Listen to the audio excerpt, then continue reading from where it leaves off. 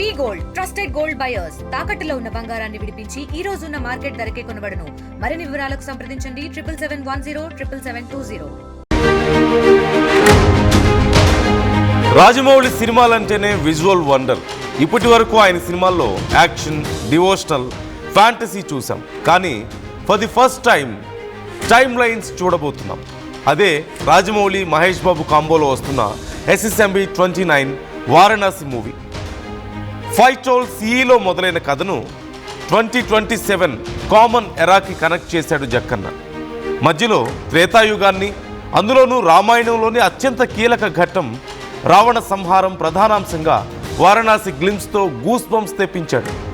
అద్భుతమైన విజువల్స్, ఒక్కో ఫ్రేమ్లో ఒక్కో కథ, ఎన్నో ప్రశ్నలు, ఎంతో సస్పెన్స్తో ఈ గ్లిమ్స్ భారీ హైప్ని క్రియేట్ చేస్తున్నాయి.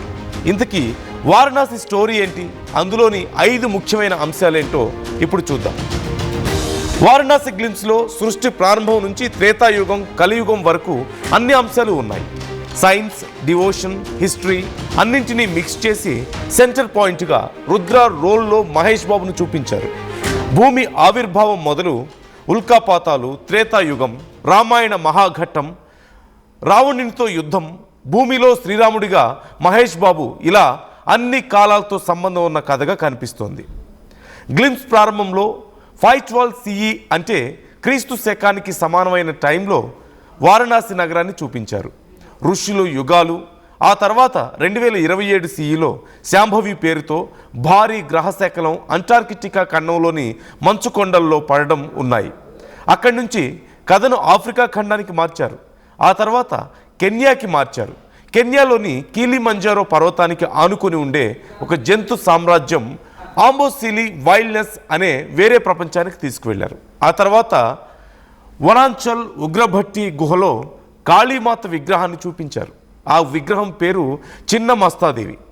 హిందూ పురాణాల ప్రకారం మహావిద్యల్లో శక్తివంతమైన దేవతల్లో ఆమె ఒకరు.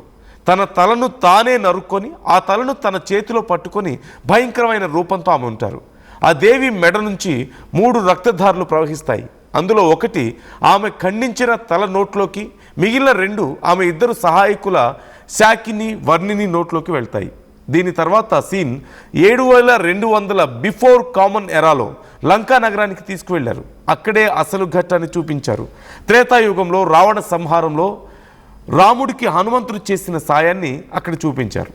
ఆ సీన్లో రామయ్యను వానర సైన్యం ఎత్తుకున్న సన్నివేశం గ్లిమ్స్కో హైలైట్గా నిలిచింది. త్రేతాయుగం తర్వాత మళ్ళీ వారణాసిలోని మణికర్ణిక ఘాట్ను చూపించారు.